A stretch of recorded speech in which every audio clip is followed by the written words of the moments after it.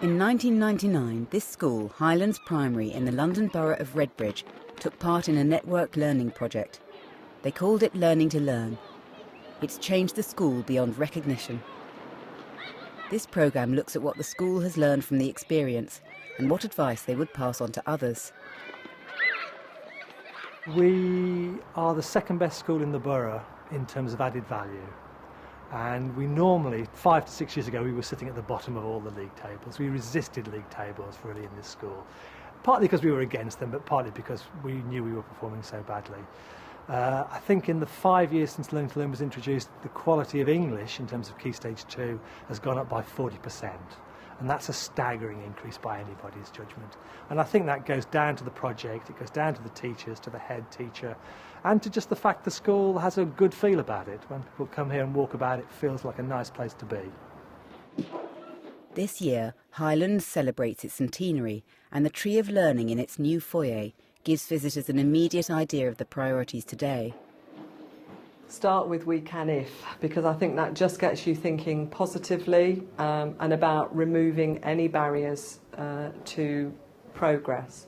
It's very easy to think that we can't do this because, so you have to really think outside the box, throw away all the earlier presuppositions and really think, well, how can we do this? And you have to be bold and make some harsh decisions sometimes to do that. The school feels that improvement comes from a dual perspective. The wider view they call the big picture, a sense of where Highlands and its staff are going, of the curriculum for every class each term.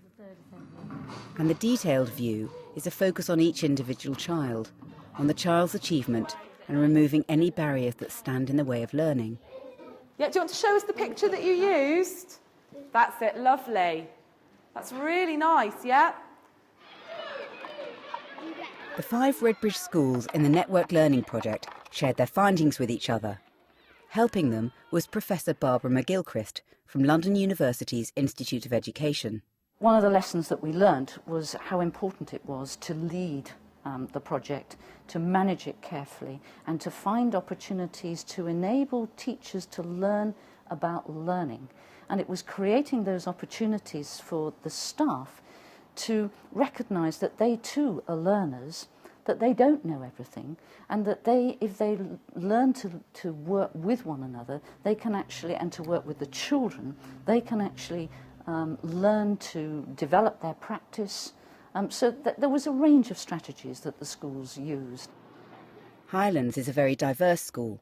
42 languages are spoken by the children, some of whom are from refugee families. Maggie Buttress and her team gathered data on each child before deciding what form of intervention would be most effective. But always the big picture was at the forefront of any initiative. When I was at school, I used to think about it as a kind of a mystery tour. I had no idea when I went to school what I was going to be doing, why I was doing it, and why it connected to things that were coming later. What we did was recognise that learners, it's very helpful for learners to have a feel for the big picture. So indeed what we did was we encouraged teachers, and some teachers found it easier than others, to actually tell children and their parents what the big picture was in terms of what they were going to be learning this term, so that the children could see, I see, so over this term these are the things that we're going to learn, and by the end of the term I will know how to. As Highlands embarked on the Learning to Learn project, Maggie Buttress also had to deal with changes to the school's teaching staff. The year the project began, we actually had a very significant turnover of staff. I think it was about 13 staff that actually moved on, many of whom had actually worked in the school for a long period of time.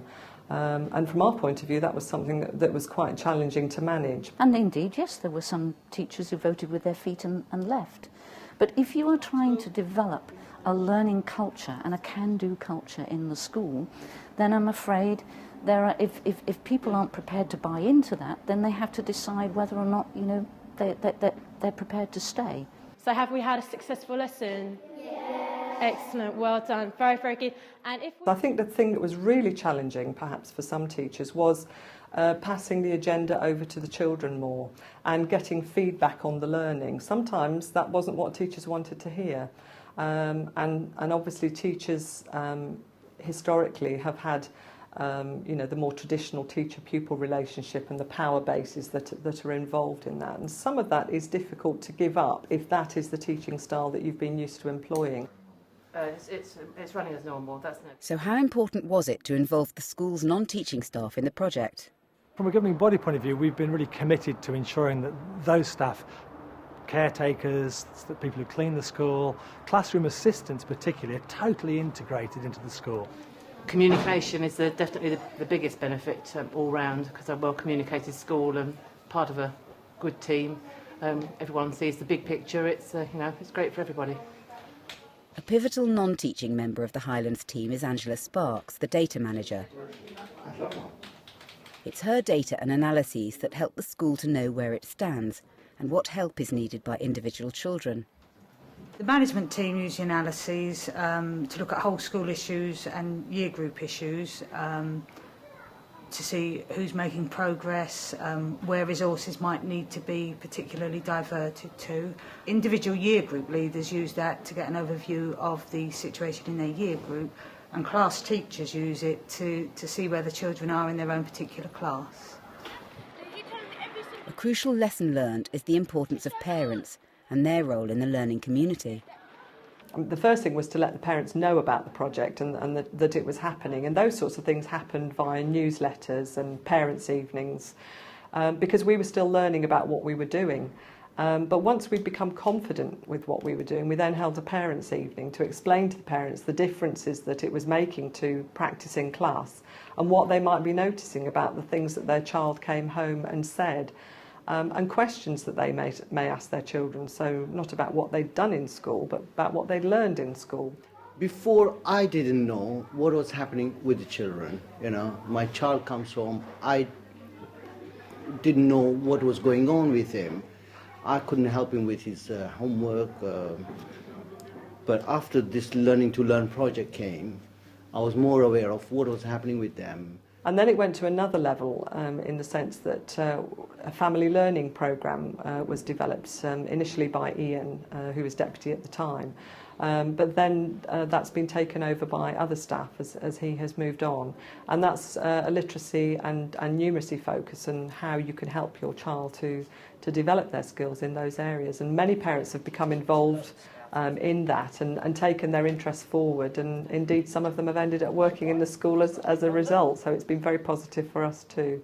They're involved in family literacy, and I've actually done the literacy and the numeracy with my son Asil, and I think that is a fantastic way for a parent to come in and to actually find out how they actually do teach, because it's so different to how I was taught.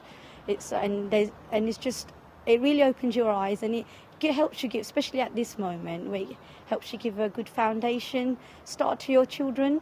It's not about a package. I think that's the slight health warning that I would want to give.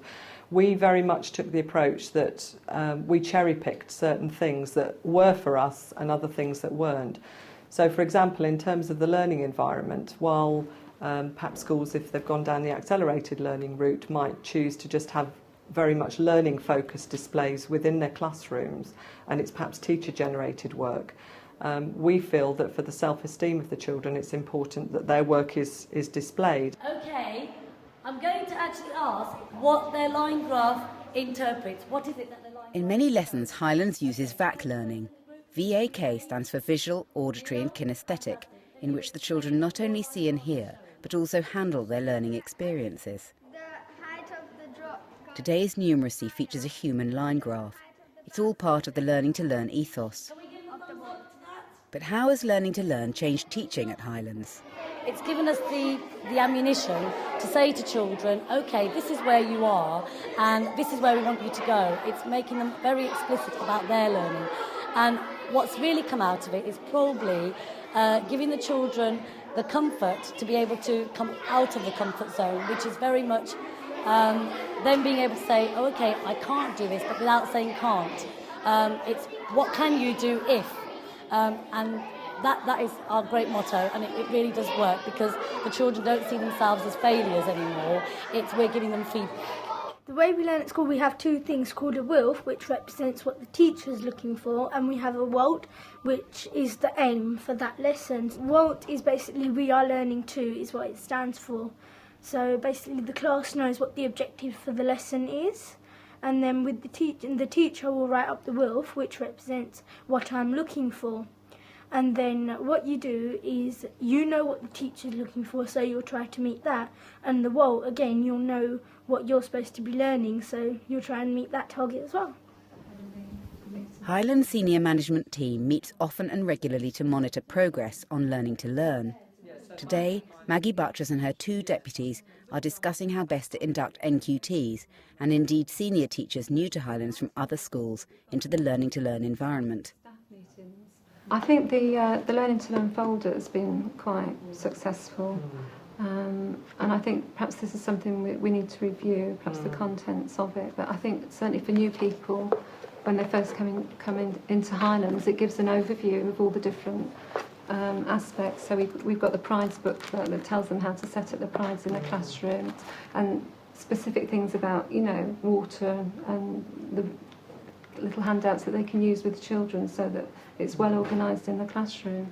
When I came new to the school, as you know, I found the first half term to a term really quite tiring and stressful, just getting to understand the language and what was going on. As a senior teacher, you can feel quite threatened by that in a way. I feel that you should have some answers for the younger staff that you don't. I think you've just got to learn to accept that in yourself and be quite upfront about it and ask lots of questions.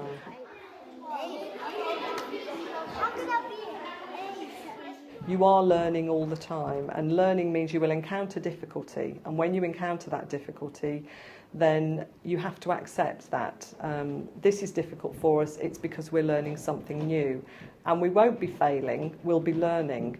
There is no failure, there's only feedback is really what we're trying to develop.